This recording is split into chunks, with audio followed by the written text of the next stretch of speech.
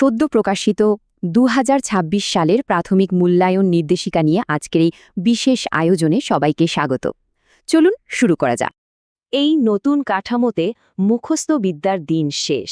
এর বদলে শিক্ষার্থীদের সত্যিকারের শিখন যাচাইয়ের জন্য পুরো মূল্যায়ন প্রক্রিয়ায় ঢেলে সাজানো হয়েছে। আজ আমরা জানব মূল্যায়নের ধরন, নম্বর বন্টন, বিষয়ভিত্তিক পরীক্ষা এবং প্রমোশন ও রিপোর্ট কার্ড নিয়ে। পুরো সিস্টেমটি দুটি স্তম্ভের উপর দাঁড়িয়ে আছে: প্রতিদিনের ধারাবাহিক মূল্যায়ন এবং টার্ম শেষের সামষ্টিক মূল্যায়ন। শিক্ষাবর্ষের শুরু থেকেই এই দুটি মূল্যায়ন কিভাবে একসাথে কাজ করবে তা এই ফ্লোচার্টে চমৎকারভাবে তুলে ধরা হয়েছে। ধারাবাহিক মূল্যায়নে মূলত প্রতিদিনের ক্লাসওয়ার্ক, অংশগ্রহণ, কতটা বুঝতে পারছে এবং রুটিন ক্লাস টেস্টের উপর কড়া নজর রাখা হবে। প্রথম ও দ্বিতীয় শ্রেণীর ক্ষেত্রে হিসাবটা একদম সহজ। চূড়ান্ত ফলাফল ধারাবাহিক আর সামষ্টিক মূল্যায়নের মাঝে 50-50 ভাগ হবে। তবে তৃতীয় থেকে পঞ্চম শ্রেণীতে গিয়ে সামষ্টিক পরীক্ষা অর্থাৎ লিখিত পরীক্ষার 70% এবং ধারাবাহিক মূল্যায়নে 30% থাকছে। ধারাবাহিক মূল্যায়নের এই নম্বরগুলো ঠিক কিভাবে বিভিন্ন কাজের উপর ভিত্তি করে ভাগ হবে তা এই চার্টে স্পষ্ট দেয়া আছে। ঠিক আছে, এবার সরাসরি দেখা যাক নির্দিষ্ট বিষয়গুলোর পরীক্ষা আসলে কিভাবে নেওয়া হবে।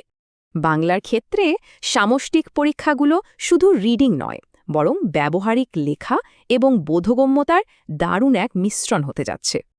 আর ইংরেজিতে মূলত শব্দ মেলানো বা বাক্য তৈরির মতো দৈনন্দিন ব্যবহারিক ভাষা দক্ষতার উপর সবচেয়ে বেশি জোর দেওয়া হবে। তো আসল কথায় আসা যাক, বছর শেষে পরবর্তী ক্লাসে ওঠার বা প্রমোশনের নিয়মকানুনগুলো এবার ঠিক কেমন? পাস করতে হলে 85% উপস্থিতি এবং গড়ে 40% নম্বর পেতেই হবে। তবে বিশেষ চাহিদা সম্পন্নদের জন্য এটা 33%।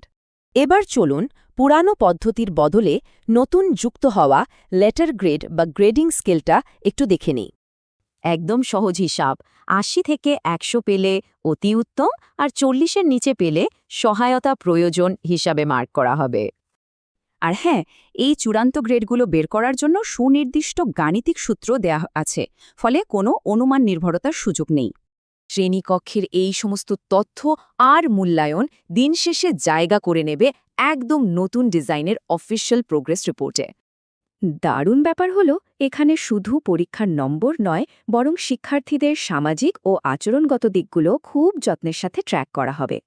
কি মনে হয়, এত সুনির্দিষ্ট আর যুগোপযোগী একটা মূল্যায়ন পদ্ধতি কি আমাদের প্রাথমিক শিক্ষা ব্যবস্থায় বড় কোনো পরিবর্তন আনতে পারবে?